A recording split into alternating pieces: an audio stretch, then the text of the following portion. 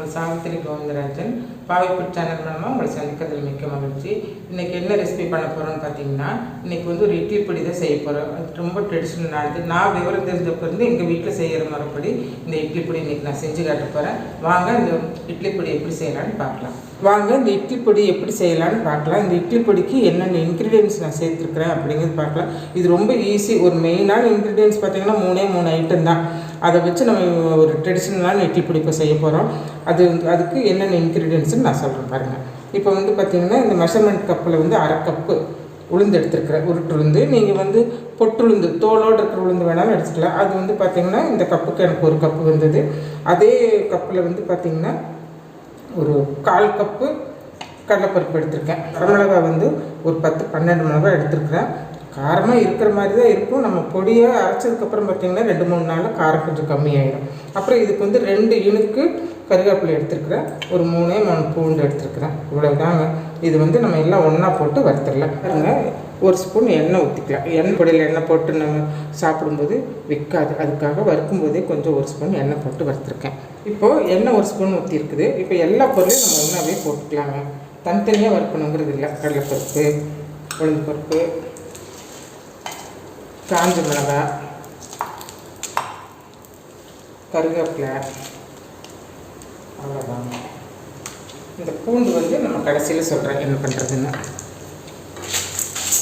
இப்போ இது மீடியம் ஃப்ளேமில் வச்சு நம்ம வறுக்கணுங்க.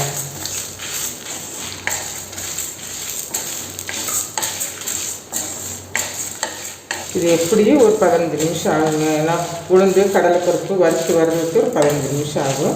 மீடியம் ஃப்ளேமில் வச்சு நம்ம கைவிடாமல் கலந்துகிட்டே இருக்கணும். இப்போ விட்டுட்டோன்னா ஒரு பக்கம் செவந்துடும், ஒரு பக்கம் வேகாமல் போயிடும்.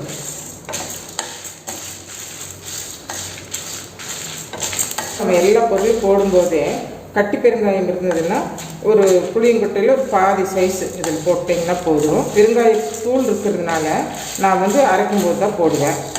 நீங்கள் கட்டி பெருங்காயம் வந்து இது கூடவே போட்டு நீங்கள் வறுத்துக்கலாம்.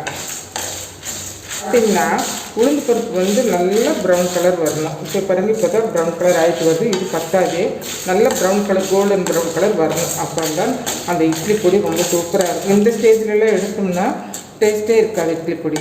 நான் காட்டுறேன் பாருங்கள். இனி ஒரு 5 நிமிஷம் வறுக்கணும்.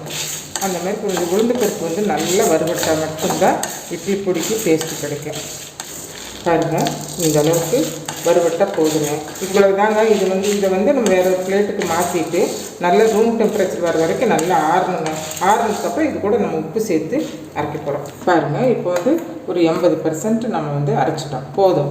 இது வந்து ரொம்ப நைஸாக நம்ம அரைக்கக்கூடாது இட்லி பொடிக்கு. இப்போ தான் நம்ம வந்து என்ன பண்ணணும்னா, பூண்டு இருக்கு இல்லைங்களா, பூண்டு 2 பல் பூண்டு இதில் நம்ம சேர்த்துக்கணும். சின்ன பல் நாட்டு பூண்டாக இருந்தால் ஒரு 4 பல் சேர்த்துக்கலாம். இது கொஞ்சம் பெரிய பூண்டாக இருக்கிறதுனால நான் 2 சேர்த்துருக்குறேன். போட்டு இப்போ விட்டு நம்ம எடுத்துடலாம். அவ்வளோதாங்க. இப்போ இந்த பூண்டு நம்ம இதில் சேர்த்ததுனால அவ்வளோ சூப்பரான வாசனை, இட்லி சாப்பிட்லாம் போல் இருக்குது. அவ்வளோதாங்க. இதை எடுத்து நம்ம வேறு கண்டெய்னரில் சேர்த்துக்கலாம். இட்லி பொடி ரெடி ஆகிடுச்சுங்க. ரொம்ப சூப்பராக இருக்குங்க இந்த இட்லி பொடி. ரொம்ப ட்ரெடிஷ்னல். எனக்கு விவரம் தெரிஞ்சிருந்து எங்கள் வீட்டில் இந்த மாதிரி இட்லி பொடி தான் செய்வாங்க. இன்றைக்கி வந்து இட்லி பொடி, கொள்ளு இட்லி பொடி நிறைய வந்துருச்சு. ஆனால் இது ரொம்ப ட்ரெடிஷ்னலானது, ரொம்ப ஈஸியாக செய்யக்கூடியதுங்க.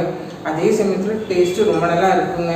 பாருங்கள், இட்லியும் ரெடி ஆகிடுச்சு, இட்லி பொடியும் ரெடி ஆகிடுச்சுங்க. பாருங்கள்,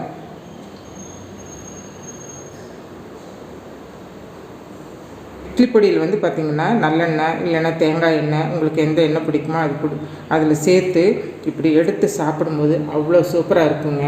பாருங்கள், இதே இட்லி பொடி வந்து நீங்கள் செஞ்சு பாருங்கள் உங்கள் வீட்டில். இந்த டேஸ்ட் உங்களுக்கு பிடிச்சிருக்குது அப்படின்னா இந்த வீடியோக்கு ஒரு லைக் பண்ணிடுங்க, ஷேர் பண்ணிடுங்க, சப்ஸ்கிரைப் பண்ண மறந்துடாதீங்க. அதே மாதிரி நம்ம புதிய ட்ரெடிஷ்னலான ரெசிபியில் சந்திப்போம். நன்றி, வணக்கம்.